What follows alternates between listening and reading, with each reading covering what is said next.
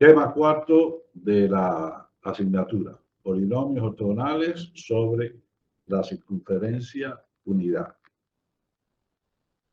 En las técnicas de trabajo que se desarrollaron en la década del 80 del siglo pasado, y que tiene que ver mucho con el tema, con las cosas que se dieron al tema anterior, y otras que no hemos visto aún, los polinomios ortogonales sobre la circunferencia unidad juegan un papel fundamental, que tienen vida en las aplicaciones mucho más allá de ser un medio para probar resultados sobre polinomios ortogonales con respecto a medidas soportadas en la recta real. ¿Bien? Pero inicialmente este era el trampolín para aprovechar todas las fabulosas propiedades que tienen la circunferencia unidad y obtener resultados que en la circunferencia unidad se obtienen, sobre todo resultados asintóticos, con una formulación mucho más simple, y luego pasar esos resultados a ortogonalidad con respecto a medidas que estén soportadas sobre la recta real.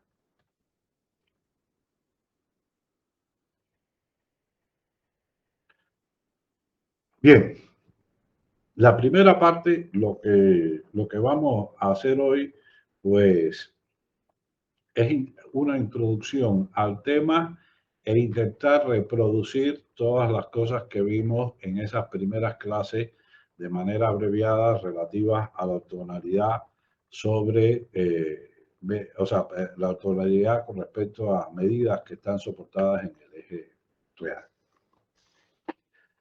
Lo primero es lo siguiente.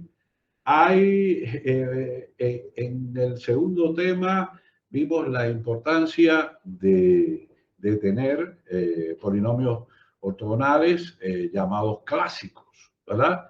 Que no solo, digamos, eran importantes por el tema de ortogonalidad, sino eran muy importantes por sus propiedades diferenciales. Es decir, que son soluciones de una ecuación diferencial de segundo orden, ¿bien?, que además pueden ser generados mediante derivadas sucesivas de una determinada función que depende de n, una cierta función que permite generarlos mediante derivadas sucesivas, que es lo que llamamos la fórmula de Rodríguez. Y en tercer lugar, que la derivada de un polinomio de esa familia, ya sea Jacobi, o ya sea Hermite, o ya sea Laguerre, pues de nuevo es un polinomio de la misma familia. En el caso de familias que tienen parámetros, que son todas menos los Hermite, pues es un polinomio con parámetros diferentes, En tal sentido, y mucho después apareció en este artículo del año 48, que es la primera referencia que tenemos aquí de Kral y Fink, pues una nueva clase de polinomios ortogonales, los polinomios de Bessel.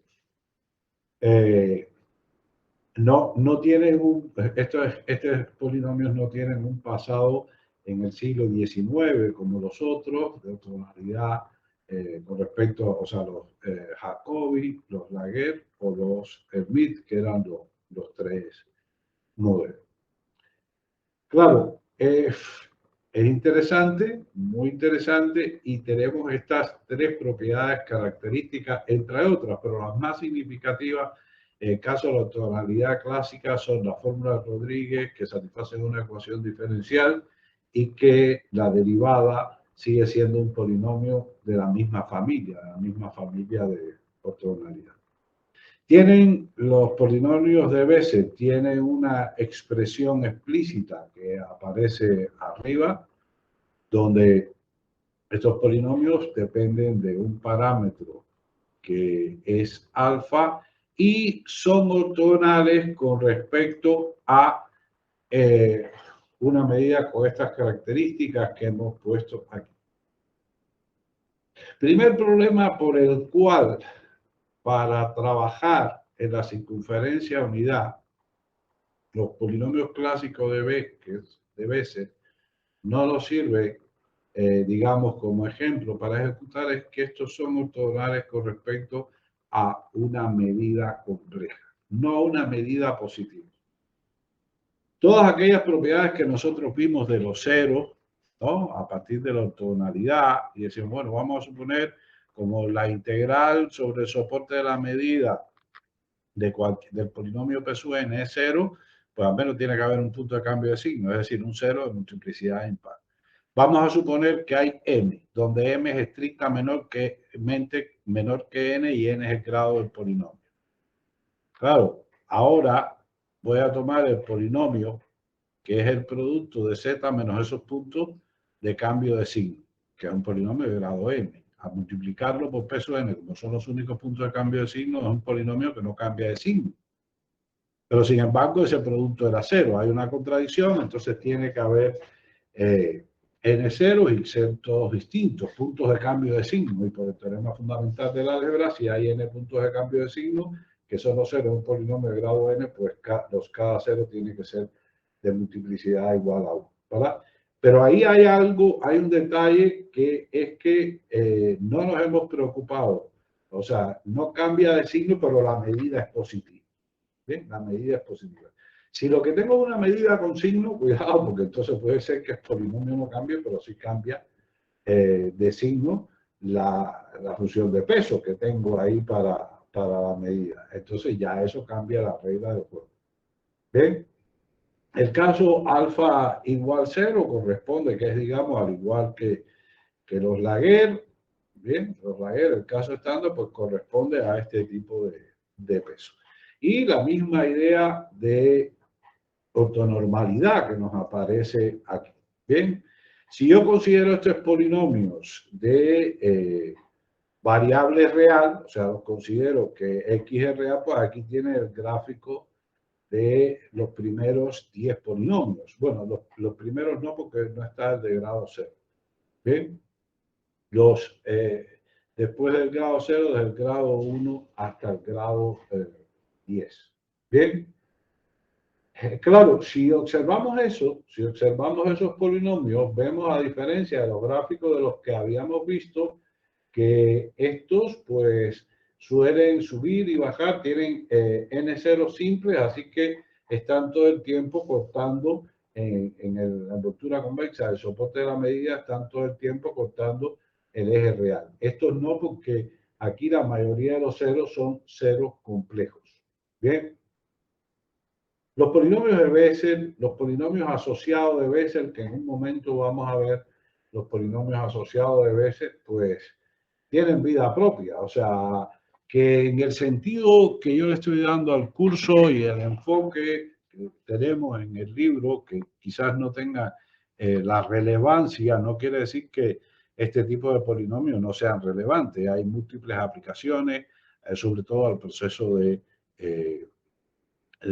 señales digitales, a procesar, a filtrar imágenes digitales, pues ahí hay muchas aplicaciones. Y de hecho ven ustedes que aquí la tercera referencia que les doy es el libro de Roswell, que es un libro dedicado únicamente a polinomios de Bessel, o sea, en especial dedicado a este tipo de polinomios. Bien, entonces vamos a centrarnos en polinomios que son ortogonales con respecto este tipo, a medidas positivas que están soportadas sobre la circunferencia unidad. Ya aquí la variable compleja, indudablemente que es el medio usual, ¿verdad? No estamos trabajando sobre la recta real. Entonces, vamos a ver las propiedades generales a la introducción de este tipo de polinomios. Gamma, vamos a denotar la circunferencia unidad y por m de gamma el conjunto de medidas positivas de Borel cuyo soporte contiene una cantidad infinita de puntos. Ya esto sabemos que es un requerimiento básico y en una de las primeras clases, recuerden ustedes que Carlos me preguntaba sobre este aspecto. Bien, entonces, si yo tengo una medida en esta clase de manera análoga, como lo hicimos en el caso real, podemos encontrar un único sistema de polinomios ortonormales. Recuerden ustedes el teorema de existencia de unicidad de polinomios ortonormales con respecto a esta medida sigma, que son con el coeficiente del término de mayor grado, pues positivo.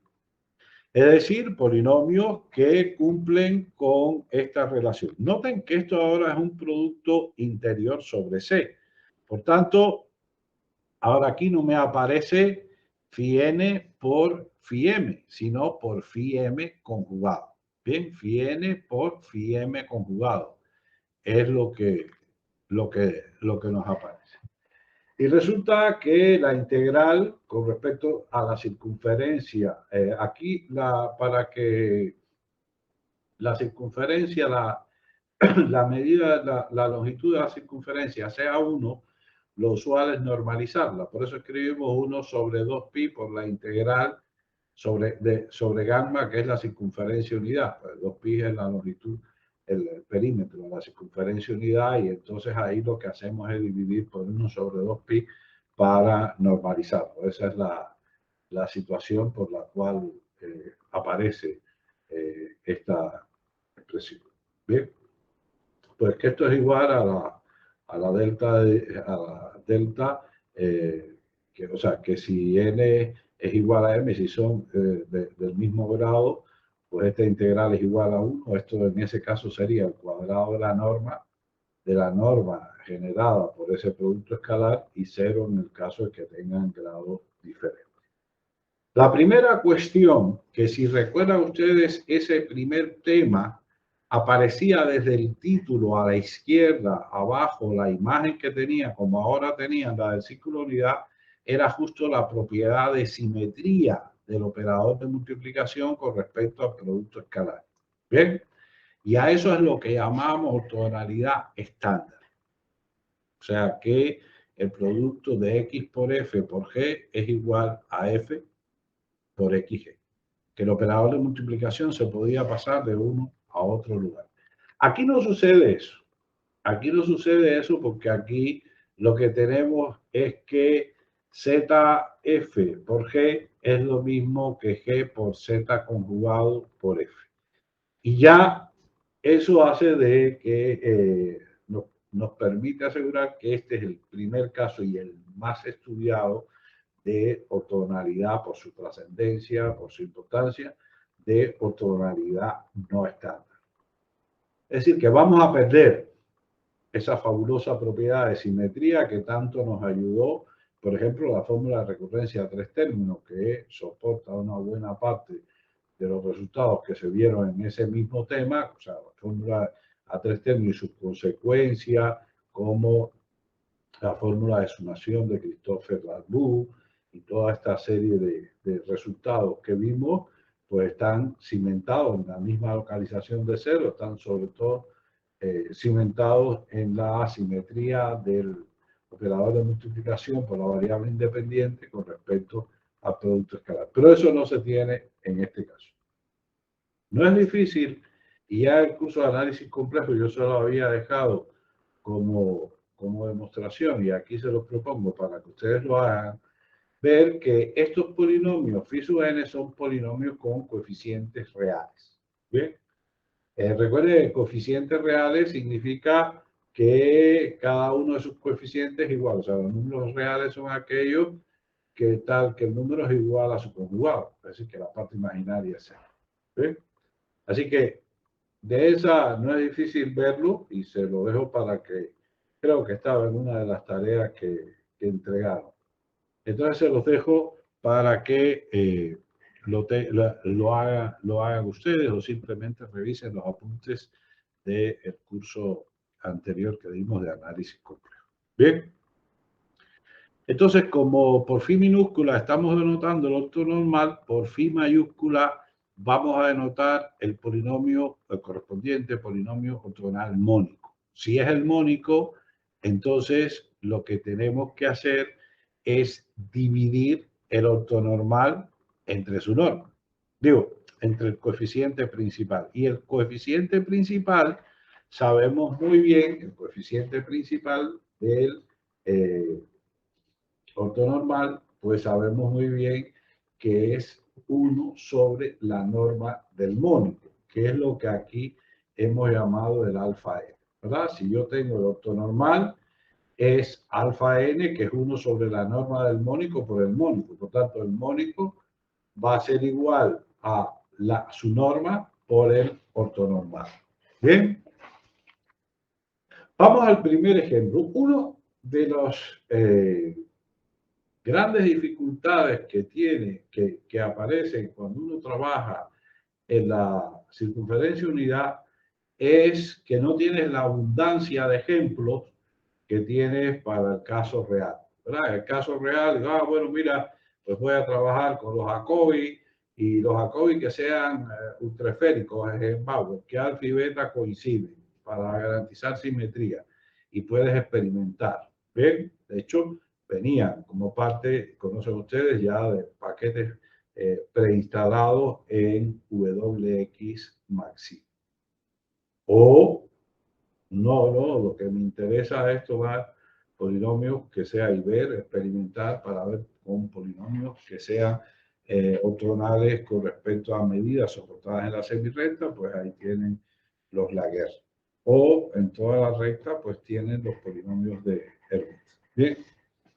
Sin embargo, en la circunferencia unidad no tenemos muchos ejemplos. Y el que parece que puede ser un buen ejemplo, esto ya lo habíamos visto inclusive antes del tema de polinomios ortogonales en análisis complejo, es el siguiente. Vamos a suponer que yo tengo el sistema de las potencias, es decir, que phi sub n en z es z a la e. Bien. Como z está sobre la circunferencia unidad, todos los puntos que están sobre la circunferencia unidad se escriben de la forma e a la i teta con teta entre 0 y 2pi, ¿verdad? Recuerden que eso que está ahí por la fórmula de Moebius, e a la i teta es coseno de teta más i seno de teta. Si yo quisiera calcular el módulo sería el valor absoluto, ¿verdad? De coseno más i seno, todos tomados en teta. Así que el valor absoluto sería la raíz cuadrada de seno cuadrado más coseno cuadrado, que sabemos que es 1. Es decir, que el valor absoluto de todos los números complejos que se pueden escribir de la forma e a la i teta con teta entre 0 y 2pi, pues son los que están sobre la circunferencia unidad. Bien. Entonces, si yo tomo Zn por Zm, bien, y voy entonces a tomar como medida la medida de Lebesgue, que es la longitud, bien, la medida de Lebesgue en la circunferencia unidad, pues entonces lo que tendría sería que el producto escalar es la integral de x a la n por x a la m conjugado con respecto a dz. Como z está en la circunferencia unidad, pues puedo sustituir, ¿verdad? Z por e a la i teta, y cuando hago esa sustitución lo que me queda es esta expresión que está aquí. Bien, esta expresión que está aquí. De ahí entonces tengo que si n es distinto de m, esa integral va a ser igual a 0. Ahí tienen calculada la integral. Y si n es igual a m, pues va a ser mayor que 1. Perfecto. Entonces, el sistema de las potencias habituales, 1, z, z cuadrado, z a la 3, z a la, así hasta z a la n, y términos sucesivos, resultan ser los polinomios ortogonales con respecto a la medida de Lebesgue en la circunferencia unidad. Pero ya aquí tenemos la primera consecuencia de que no sea estándar. Antes, en el caso de la ortogonalidad sobre segmentos, semirrectas o todas las rectas, pues nosotros conocíamos muy bien que su cero eran simples y estaban contenidos en la apertura convexa del soporte de la medida. La de la medida ahora está soportada en la circunferencia unidad. Bien. En el caso del intervalo menos 1, 1, 0 más infinito y la recta, pues es que estaba en el soporte, ¿verdad? Estaba en el soporte. Cosa que no sucede en este caso. Y además eran simples. Cosa que no sucede en este caso porque noten ustedes que en este caso 0 es el único 0 que tienen estos polinomios. Z a la n, el único 0 que tiene es z igual 0 con multiplicidad n. Bien. Así que los ceros de los polinomios ortogonales de la circunferencia unidad no tienen por qué estar contenidos en la frontera, es decir, en la circunferencia unidad, en el lugar donde está soportada la medida. Se me escapan, se me quedan fuera, como muestra este ejemplo. Bien, además, aquí los polinomios ortonormales y los mónicos ortogonales pues coinciden. ¿Ven? En este caso es fácil ver que de esta relación pues tengo que los que son ortonormales, pero por otro lado siempre tienen coeficiente 1, así que los ortonormales y los mónicos son exactamente la misma clase de función. Bien, bueno, vamos entonces a introducir nuevas nociones y que cada vez para aplicar estas nociones tengo que tener muy claro que estoy en el plano complejo. Si yo tengo que P sub n es un polinomio de grado n cualquiera, no necesariamente, esto que está por encima de la barra naranja son propiedades generales para polinomios en C. Bien, polinomios en C. Ahí no hay ningún tipo de limitación, de restricción, de ortogonalidad y cosas de ese tipo. Luego, debajo de la barra naranja, vamos a ver qué es lo que sucede. Bien, entonces si P sub n es un polinomio de grado n, llamaremos polinomio recíproco. Fíjense que hace un momento yo mencionaba que en el caso de procesamiento de señales digitales, los polinomios de Vertex, pero no tanto los polinomios de Vertex como sus recíprocos, tienen una amplia gama de aplicaciones, sobre todo en procesamiento digital de señales. ¿Bien? Y lo que me refería a polinomio recíproco es el siguiente. El polinomio recíproco de P sub n, que vamos a denotar con esta super asterisco arriba, bien, no es más que P sub n evaluado en 1 sobre z conjugado el conjugado. Fíjense que poner el conjugado aquí es el conjugado de los coeficientes y el conjugado de cada uno de las variables de las evaluaciones de las potencias que ahí aparecen en 1 sobre z conjugado.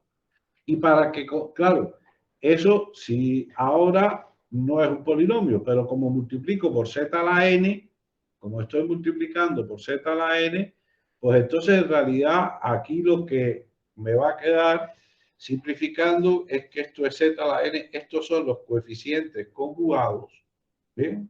Es decir, el conjugado de los coeficientes del polinomio, pero aquí dentro lo que me quedaría sería el conjugado del conjugado de 1 sobre z, y sabemos que el conjugado es el propio número, o sea, el conjugado solo es cambiar de signo la parte imaginaria, así que si el conjugado del conjugado sigue siendo el propio número. Bien, esto entonces va a ser un polinomio evaluado en 1 sobre z, lo que es una función racional, pero como lo estoy multiplicando por z a la n, como lo estoy multiplicando por z a la n, pues entonces es un polinomio. Bien, es un polinomio. Vamos a verlo a través de un ejemplo. Si yo tengo este polinomio que aparece aquí, bien, que es 1 más i por z a la 3 menos 4z más 3 menos 4i, pues entonces el polinomio recíproco, ¿qué cosa sería? Coger ese polinomio, bueno, en primer lugar, hallar los conjugados de los coeficientes. Aquí tengo 1 más i, por eso tengo 1 menos i, menos 4 no tiene parte imaginaria, así que no cambia. Aquí tengo 3 menos 4i, pues 3 más 4i. Esto lo voy a evaluar en 1 sobre z, así que lo que me quedaría aquí sería evaluando en 1 sobre z, me quedaría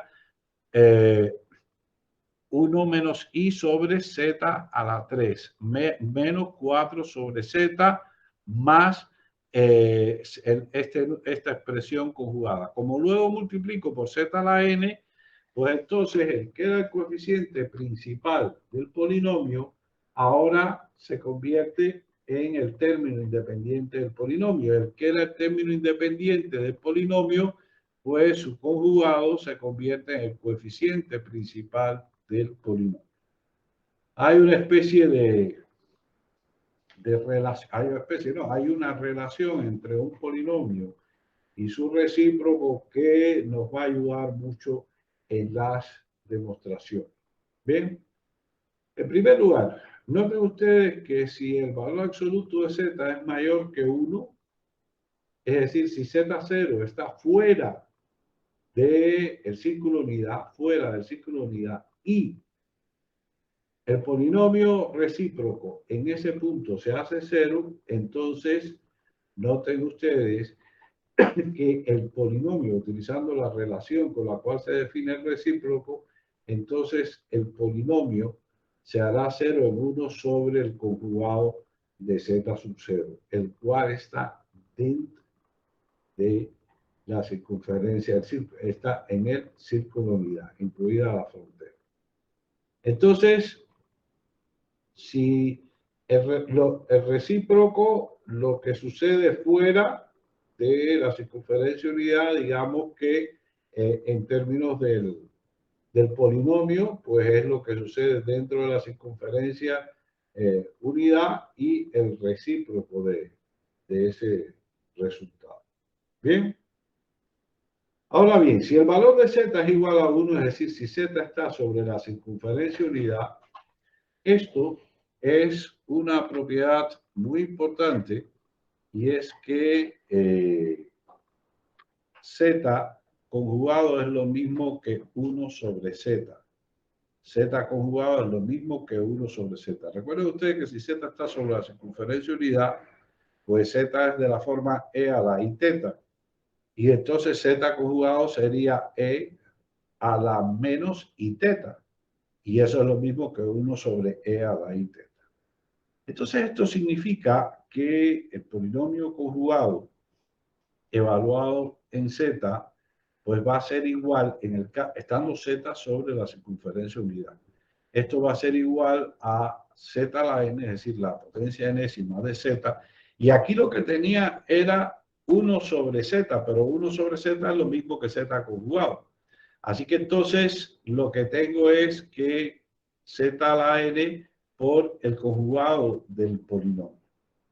Y antes de recesar, noten que si valor absoluto de z es igual a 1, es decir, si estoy sobre la circunferencia unidad y el polinomio conjugado tiene un 0 en un punto, entonces también lo tiene el polinomio. Y al revés, este resultado también es cierto. Si el polinomio se anula en un punto, pues también su conjugado se anula en ese punto.